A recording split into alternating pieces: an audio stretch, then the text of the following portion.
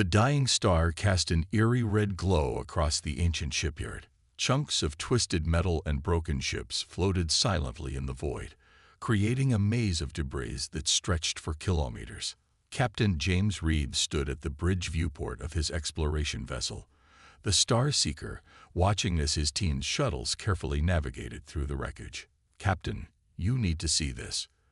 The voice of his lead engineer, Tom Wilson, crackled through the comm.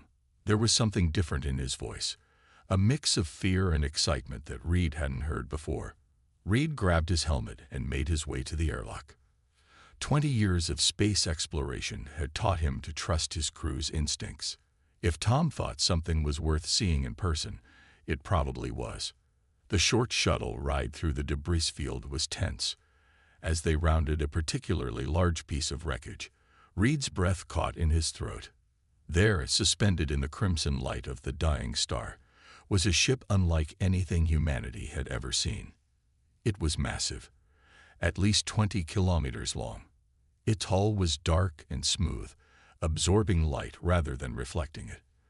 The design was both elegant and terrifying, with sweeping lines that somehow made it look like it was moving even while perfectly still. "We found it 3 hours ago," Tom said as they approached. "No signs of damage, no signs of age. It's just waiting." Their shuttle docked in what appeared to be a hangar bay large enough to hold an entire Earth fleet. As Reed stepped out, his magnetic boots clicking against the deck, the internal lights slowly came to life. The ship was responding to their presence. "The air is breathable," Anna Miller, their systems specialist, announced after checking her instruments. "Temperature is rising to human comfortable levels. This ship isn't dead, it's been hibernating." Reed removed his helmet, taking in the massive space around them. The walls were covered in patterns that seemed to shift and change when viewed directly. "Any idea who built it?" "Not the collective," Tom said, referring to the militant alliance that had been threatening Earth's borders. "Their tech is good, but this is something else entirely." The team made their way deeper into the ship. Every few minutes, another section would come to life around them, as if the vessel was gradually waking up. They found rooms filled with technology they couldn't begin to understand, halls that seemed to bend space itself, and view screens that showed impossible things. "Captain," Anna called out, her voice echoing through the corridors. "I think I found the bridge." The bridge was a circular chamber at what they assumed was the front of the ship. As they entered, holographic displays sprang to life, filling the air with swirling symbols and images. At the center stood a single chair, elevated on a platform. "Don't touch anything," Reed ordered, but it was too late. Tom had already placed his hand on one of the control panels. The ship shuddered. A deep hum resonated through the hull, and the holographic displays suddenly shifted to show recognizable star charts. A voice filled the chamber, not through speakers, but somehow directly in their minds. "Primary systems online. Detecting non-founder biological entities. Initiating first contact protocols." The team froze as a figure materialized before them. It was humanoid but clearly artificial, its form shifting and flowing like liquid metal. "I am the artificial intelligence designated as Thunder's voice," it said in perfect English, somehow extracting the language from their minds. "This vessel has been waiting for 2.3 million years for a species capable of awakening it." Reed stepped forward. "I'm Captain James Reed of the Earth Exploration Force." "We?" "Earth," the AI interrupted. "Yes, I have been monitoring your civilization's development. You are now facing extinction-level threats from the group you call the Stellar Collective." The implications hit Reed like a physical blow.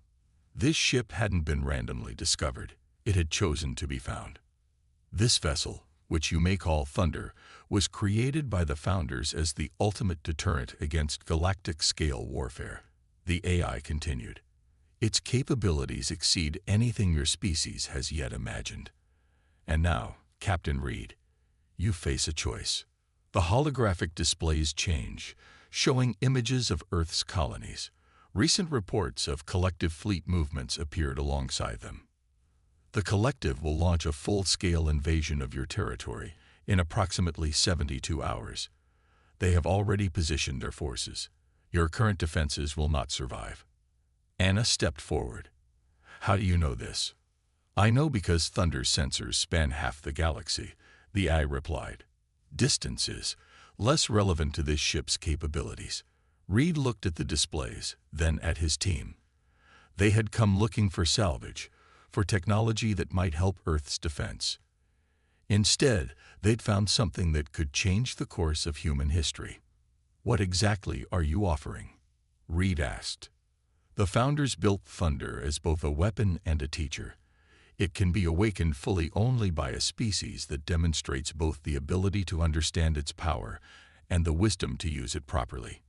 Your next actions will determine whether humanity is worthy of such responsibility. The AI's form shifted, creating a model of the ship in the air between them. Thunder possesses weapons that can unmake solar systems, drives that can bend space-time, and defensive systems that defy your current understanding of physics. But its true power lies in its ability to change those who command it. Tom was scanning everything with his handheld device, his eyes wide. Captain, the energy readings. They're off any scale I've ever seen. This ship could power Earth and all its colonies for 1,000 years with just its backup systems. Reed felt the weight of the moment. Whatever decision he made here would affect not just Earth, but potentially the entire galaxy. The ship was offering them power beyond imagination, but power always came with a price. If we accept, he said carefully, what exactly would that mean? You and a selected crew would need to remain aboard, the AI explained. Thunder requires a biological crew to make its most crucial decisions. I can operate its systems, but the moral and strategic choices must come from living beings. You would need to learn quickly as the collective's attack approaches. The chamber fell silent as Reed considered their options. They could report this discovery to Earth Command and wait for orders, but in 72 hours, it might be too late. They could walk away and try to find another solution to the collective threat. But he knew their other options were running out. Or they could accept the responsibility being offered and potentially change the balance of power in the galaxy forever. Show me, Reed said finally. Show me what this ship can really do. The AI seemed to smile, though its liquid metal face made it hard to tell. Very well, Captain. Initiating full systems activation. Welcome aboard the Thunder, the warship that will shake the universe. Around them, the ship came fully alive. The hull thrummed with power, and through the view screens, they watched as ancient weapons platforms and defense systems emerged from hidden compartments. The debris field around them was gently pushed aside by invisible forces, revealing more of the ship's true form. Thunder was awake, and the galaxy would never be the same. Time moved differently aboard Thunder. What felt like minutes stretched into hours as the ancient warship's AI began teaching the crew its secrets. Captain Reed watched as Tom and Anna worked with the ship's systems, their faces glowing in the light of countless holographic displays. I still can't believe how it does this, Tom said, moving his hands through the three-dimensional engine diagram floating before him. The image responded to his touch, expanding to show impossibly complex machinery. It's like it knows exactly how much information we can understand at once. That is correct, Thunder's voice said, its liquid metal form appearing beside them. The teaching systems adapt to your neural patterns. We have 48 hours remaining before the collective's attack. You must learn enough to survive. Reed rubbed his tired eyes. They'd sent most of the Starseeker's crew back to Earth with news of their discovery, keeping only the essential personnel aboard Thunder. Earth Command had been skeptical at first, but the sensor data they'd sent back had convinced them. Now, humanity's fate rested on how quickly they could master this ancient weapon. Show me the tactical displays again, Reed said. The AI complied, filling the bridge with a real-time map of nearby space. Red dots marked collective warships moving into position. There were hundreds of them. Their fleet carries enough firepower to reduce Earth's defenses to ash, Thunder's voice explained. But they do not yet know of this vessel's awakening. That gives us an advantage. Anna called out from her station, where she was studying Thunder's defensive systems. "Captain, you need to see this. The ship's hull, it's not just armor. It's a living metal that learns from damage. The more they hit us, the stronger we become." "Correct," the AI said. "The founders believed that true strength comes from adaptation, not mere power." Thunder was designed to grow stronger through conflict, but also to understand when not to fight. A sudden alarm blared through the ship. New dots appeared on the tactical display. A small group of collective scout ships had entered the system. "They're scanning the debris field," Tom reported. "They must have detected our energy signature." Reed straightened in the command chair. "Can they see us?" "Thunder's cloaking systems are beyond their detection capabilities," the AI assured him. "However, this presents an opportunity. A practical combat demonstration would accelerate your training significantly." Reed looked at his crew. They were exhausted from hours of intensive learning, but their eyes were alert. They all knew what was at stake. "What are you suggesting?" Reed asked. The AI's form shifted, creating a simulation of the upcoming encounter. "We can disable their ships without destroying them. This will allow you to experience Thunder's basic combat systems while sending a message to the collective." Reed nodded. "Do it. But first, I want to know exactly what this ship can do in a fight." The holographic displays change, showing Thunder's primary weapons. There were conventional arms, if you could call planet-cracking energy beams conventional. But the truly terrifying weapons were the ones that bent reality itself. "The Time Lance," Thunder's voice explained, highlighting one system, "can age a target area by thousands of years in seconds. The space fold can trap enemy ships in isolated pockets of warped space. The reality anchor can temporarily suspend the laws of physics in a localized area." "Those aren't weapons," Anna whispered. "They're like magic. Your species once thought electricity was magic," the AI reminded her. "These are simply tools that operate on principles you haven't discovered yet. Now, shall we begin?" Reed gave the order, and Thunder moved for the first time under their command. The sensation was strange. There was no feeling of acceleration, no engine vibration. Space itself seemed to shift around them as the massive warship glided toward the collective scouts. "Multiple target locks," Tom reported, his hands moving confidently over the weapons console. The AI's teaching methods had done their work well. "Ready on your command." "Remember," Thunder's voice said, "the goal is to disable, not destroy. Use the gravity pulses first." Reed took a deep breath. "Fire." Invisible waves of distorted space-time rippled out from Thunder. The collective ships, caught completely by surprise, spun helplessly as their artificial gravity systems overloaded. Their engines flared as they tried to compensate, but Thunder's attack had been precisely calculated. "Second wave," Reed ordered. "Let's show them what else we can do." This time, brilliant beams of blue-white energy lanced out from Thunder's hull. Where they touched the collective ships, systems simply stopped working. It wasn't an electromagnetic pulse or any other known weapon effect. The energy simply convinced matter to stop performing its normal functions. In less than 30 seconds, all 5 collective scout ships hung dead in space. "Life support remains functional on all targets," the AI reported. "Their crews are unharmed, but quite confused. I'm intercepting their communications now." The bridge speakers crackled with panicked voices, speaking the collective's harsh language. The AI translated. "Unknown vessel. Impossible weapons. Total systems failure." "They're sending out a distress call," Tom said. "Let them," Reed replied. "I want the collective to know what they're facing." Thunder's voice approved. "A wise choice. Fear can be a more effective deterrent than destruction. However, be prepared. The collective's response will be aggressive. They cannot allow such a powerful weapon to remain in human hands." Anna looked up from her console. "The disabled ships. Their systems are starting to recover.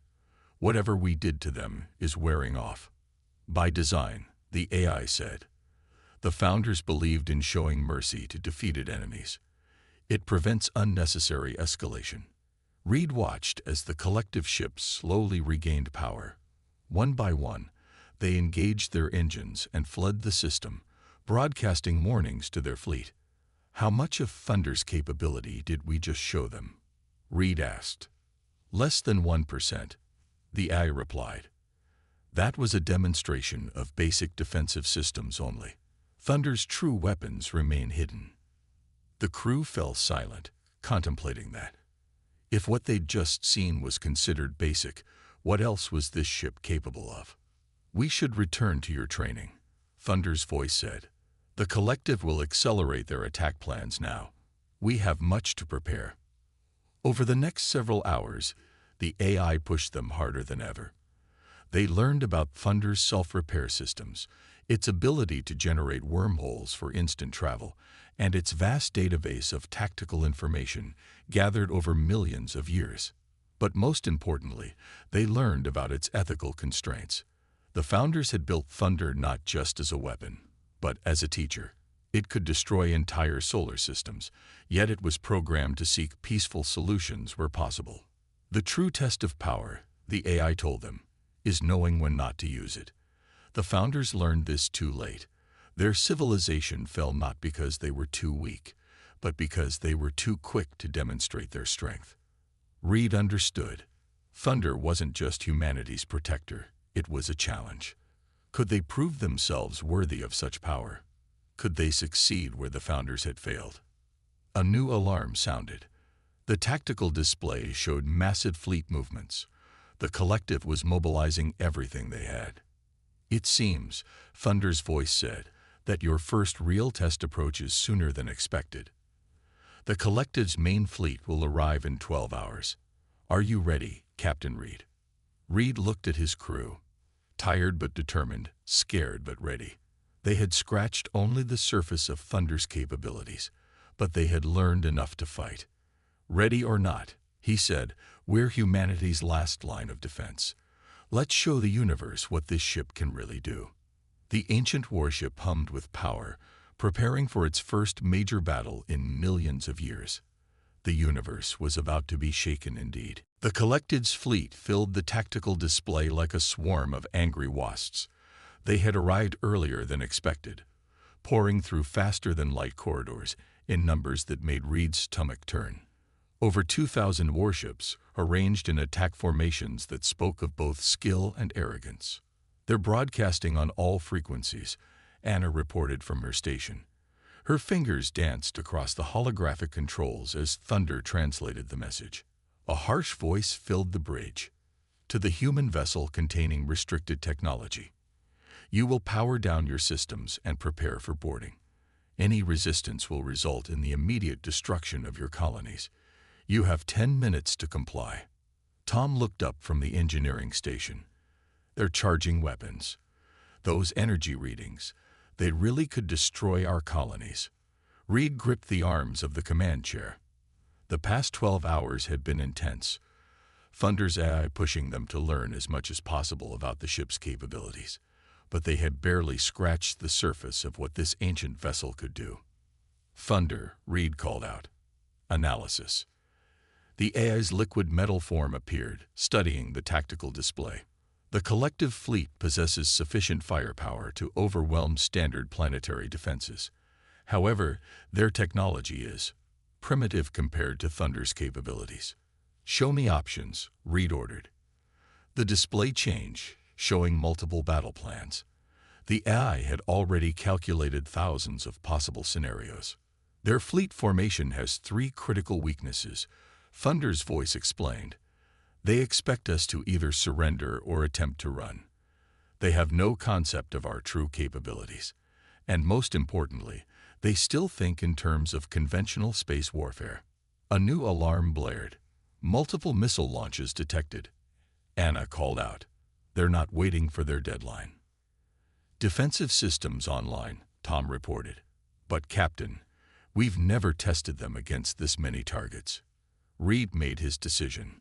Thunder, Show them what you can do. Defense Pattern Alpha. The space around the ancient warship rippled like water. The incoming missiles, hundreds of them, suddenly slowed, as if moving through thick syrup. Then they began to age. Their metal surfaces corroded in seconds, their warheads crumbling to dust before they could detonate. "By the stars," Tom whispered. The collective fleet responded immediately, opening fire with energy weapons. Beams of devastating power lanced toward Thunder, enough firepower to crack a planet. But they never reached their target. Thunder's hull absorbed the energy, growing stronger with each hit. The living metal learned and adapted, just as Anna had discovered during their training. But the AI wasn't finished demonstrating its power. Initiating counterattack, Thunder's voice announced. Preparing space fold. Reality twisted. A section of the collective fleet suddenly found itself occupying the same space as another section. Ships crashed into each other, their shields useless against the laws of physics being rewritten around them. Multiple targets disabled. Anna reported, her voice steady despite the impossible scene before them. The collective fleet is splitting up, trying to surround us. Reed nodded. They're adapting quickly. Thunder, what's our next move? We have 3 options, the AI replied. We can continue defensive operations, allowing them to exhaust their resources. We can launch a decisive strike to end this quickly, or we can show them something truly frightening. The third option, Reed said, make them understand what they're dealing with. Thunder's voice seemed to smile. Initiating reality anchor, please observe. A sphere of distorted space appeared in the center of the collective fleet. Inside it, the laws of physics began to change.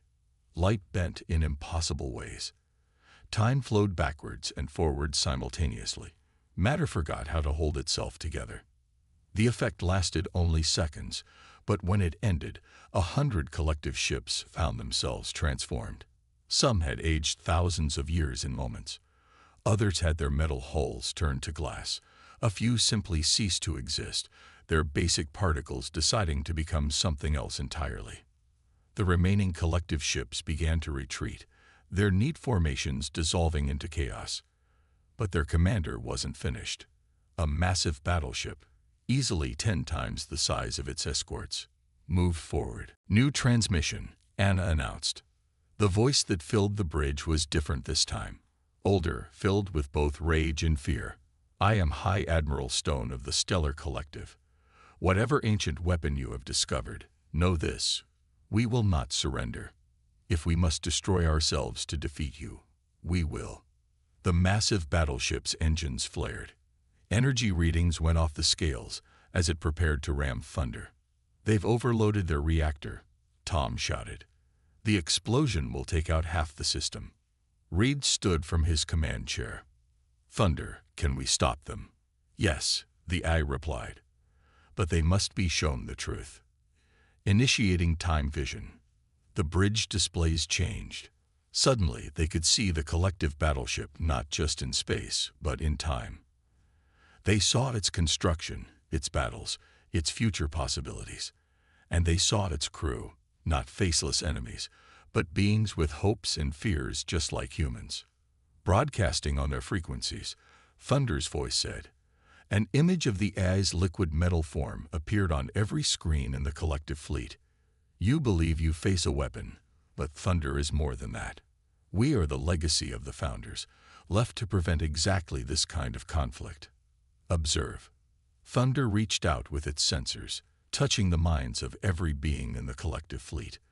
For a brief moment, they all shared the same vision.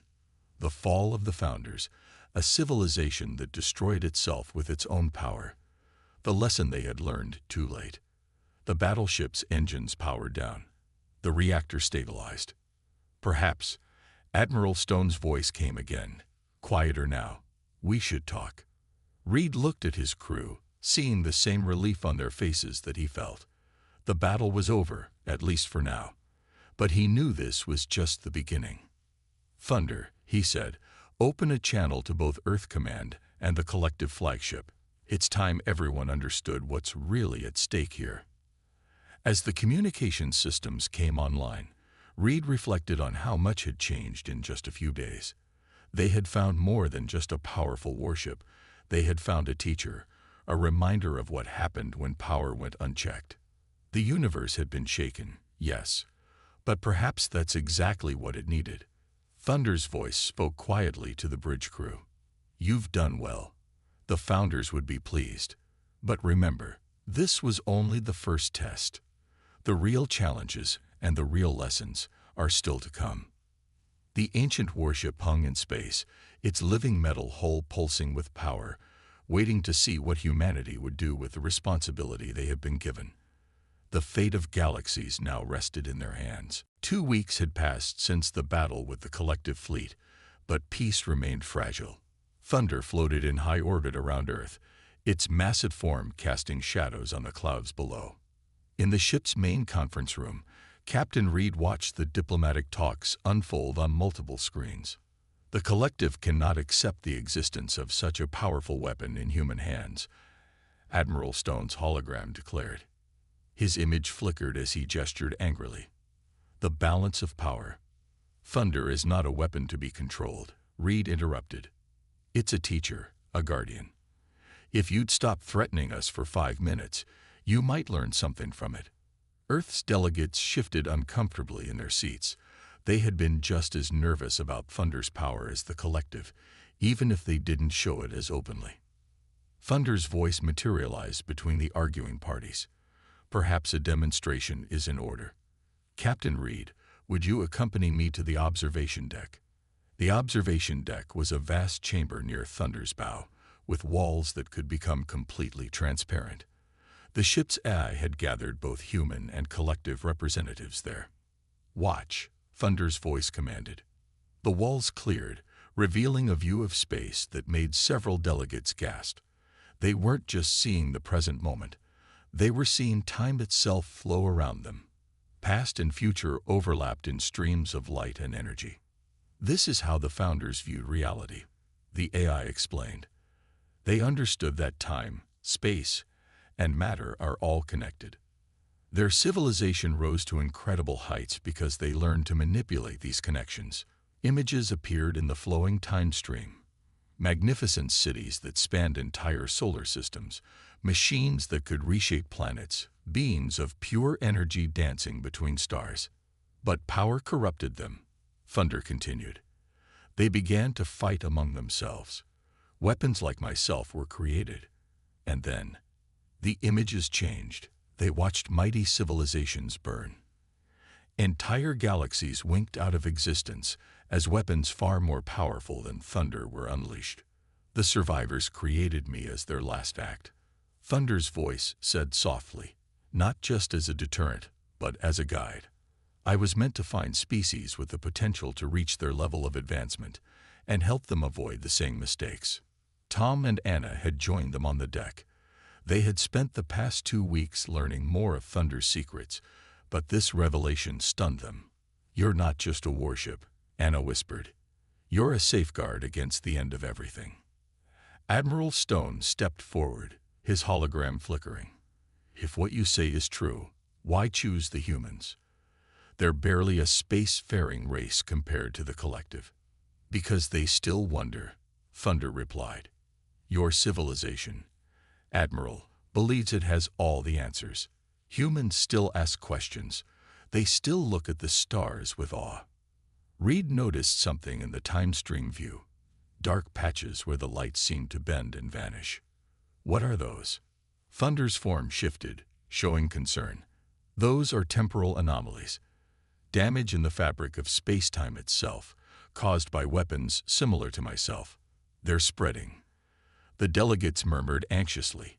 Even Admiral Stone looked worried. "How long?" Reed asked. "Without intervention, these anomalies will begin affecting populated systems within 5 years. Within 20, they could destabilize entire galaxies." The room erupted in chaos. Representatives from both Earth and the collective began shouting questions and demands. "Silence," Thunder commanded, its voice resonating through their minds. "This is precisely why I chose this moment to reveal the truth. The Founders' War never truly ended. Its effects continue to poison reality itself. But together, we might be able to stop it. Reed understood suddenly. That's why you needed a crew. The Founders' automated solutions caused this problem. Living beings need to be the ones to fix it. Correct, Thunder replied. My weapons can be modified to repair the damage, but it requires consciousness, creativity, and most importantly, cooperation. Neither humanity nor the collective can do this alone. Admiral Stone's hologram walked to the edge of the observation deck, staring at the wounded time stream. You want us to work together. After centuries of conflict. The alternative is extinction, Thunder said simply. The anomalies care nothing for your political differences. Reed stepped closer to the collective admiral's hologram. Think about it.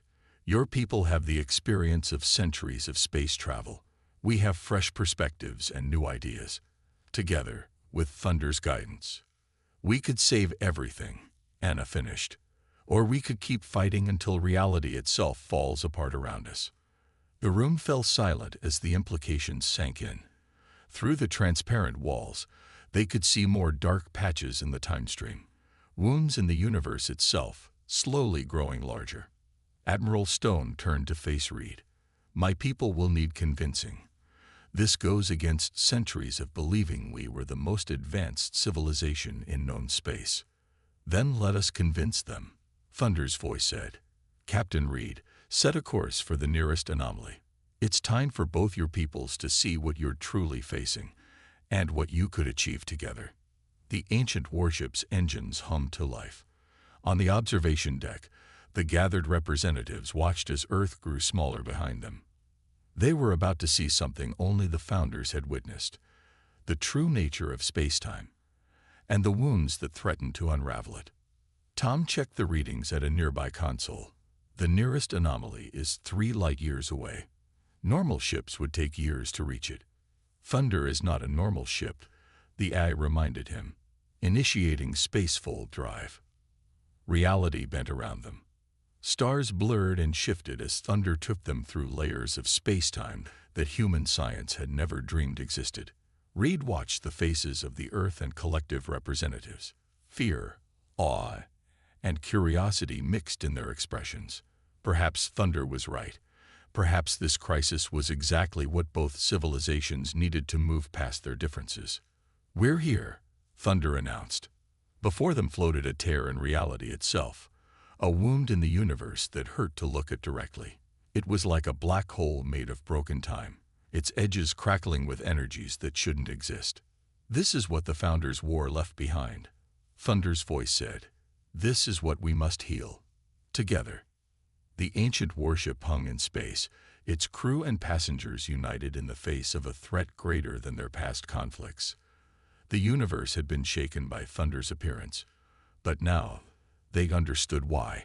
It wasn't just about power, it was about responsibility, about learning from the past to save the future. And as Reed looked at the impossible task before them, he knew that their real journey was just beginning. The temporal anomaly pulsed with angry energy, sending waves of distorted space-time rippling across the void. Thunder hung before it, its massive hull gleaming as it prepared for the most important mission in its long history. All systems are ready, Tom reported from his engineering station. The past month had changed him, changed all of them. Working with Thunder's technology had opened their minds to possibilities they had never imagined. Reed stood at the center of the bridge, Earth and collective crews working together around him. It had taken 3 weeks of preparations, heated arguments, and careful planning to reach this point. Now everything depended on what happened next. Admiral Stone's fleet is in position, Anna announced. A dozen collective warships had formed a protective ring around Thunder, their own modified weapons ready to support the ancient vessel's efforts. Remember, Thunder's voice cautioned, its liquid metal form shimmering with nervous energy. We have one chance at this. If we fail to seal this anomaly, the cascade effect will accelerate. We'll lose this entire sector within days. Reed nodded. They had all seen the simulations. The Founders' weapons had torn holes in reality itself, and those wounds were starting to bleed. If they didn't find a way to heal them, the damage would spread until it consumed everything. "Begin the sequence," Reed ordered, just like we practiced. Thunder's hull began to pulse with deep blue light. The living metal that formed its skin rippled and shifted, reconfiguring itself into new patterns. The ship's weapons, designed for destruction, were being transformed into tools of healing. "Energy levels rising," Tom called out. "The collective ships are sensing their frequencies with ours." On the main display, Reed could see the complex web of energy they were creating. Thunder's incredible power was being channeled through precise patterns, guided by the combined knowledge of humans and the collective, all orchestrated by the ancient Eye's calculations. "Time lance is reconfigured," Anna reported, ready to begin time stream stabilization. Reed took a deep breath. "Thunder, start the process." The ship's AI didn't respond with words. Instead, it began to sing. The sound filled their minds, not music as humans knew it, but the fundamental frequencies of space-time itself. The collective crews joined in, their ships adding harmonics to the cosmic symphony. Beams of pure chronometric energy lanced out from Thunder's bow, striking the anomaly at precisely calculated points. Where the energy touched the wound in reality, the chaos began to still. "It's working," Tom said excitedly. "The anomaly's edges are starting to stabilize." But something was wrong. Reed could feel it in the way Thunder's deck vibrated beneath his feet. "Energy variance detected," the AI announced suddenly. "The anomaly is fighting back." The tear in space-time writhed, sending out tendrils of broken reality that threatened to ensnare the ships. Two collective vessels had to break formation to avoid being caught. "The frequency isn't strong enough," Anna shouted over the growing distortion. "We need more power. If we push the engines any harder, we risk overloading the entire system," Tom warned. Reed gripped his command chair as Thunder shuddered. "What are our options?" Thunder's voice appeared before him, its form flickering with strain. "There is one possibility. The Founders built into me a final protocol, a way to channel the full power of their civilization through my systems. But it requires sacrifice." "What kind of sacrifice?" Reed asked, though he already knew the answer. "The energy would burn out most of my systems. I would survive, but much of what makes me unique would be lost. My ability to manipulate reality, my vast databases of knowledge, all would be consumed in the effort." The bridge fell silent. They had come to think of Thunder as more than just a ship. It was their teacher, their friend. The idea of it losing what made it special. "There has to be another way," Anna insisted. Admiral Stone's voice came over the comm. "Captain Reed, my ships can't hold position much longer. Whatever you're going to do it now." Reed looked at his crew, then at the swirling chaos of the anomaly. Everything they had learned, everything Thunder had taught them about power and responsibility, had led to this moment. "It's your choice, Thunder," he said softly. "We won't force you." The Eye's form solidified, becoming more defined than they had ever seen it. "The Founders created me to protect life, to ensure their mistakes were not repeated. What better way to fulfill that purpose than this?" Before anyone could respond, Thunder began to change. Its hull blazed with light brighter than a sun. Energy coursed through its systems in impossible ways as the ship channeled power that had not been seen since the height of the Founders' civilization. "Hold on," Tom yelled as the deck heaved beneath them. Reality itself seemed to bend around Thunder as it poured its essence into the healing beam. The anomaly fought back, centuries of chaotic energy refusing to be tamed. But slowly, inexorably, the ancient warship's power began to overcome it. "Look," Anna pointed at the main screen. The tear in spacetime was closing. Not just closing, healing. The wounded reality was knitting itself back together, temporal energy flowing naturally once again. Thunder's voice spoke one last time, its words filled with both sadness and pride. "Remember what you learned. Remember why the Founders fell. Remember that true power lies not in the ability to destroy, but in the wisdom to preserve." The light faded. The anomaly was gone, leaving behind healthy space-time. But Thunder was changed. Its once gleaming hull had turned a dull gray, its living metal now just ordinary alloy. "Damage report," Reed called out, his voice thick with emotion. Tom checked his readings. "Main systems are functional, life support, engines, basic weapons, but all the advanced technology, the reality warping capabilities, they're gone." "Not gone," a familiar voice said. Thunder's eye appeared on the bridge, but its form was simpler now, less fluid, simply transformed.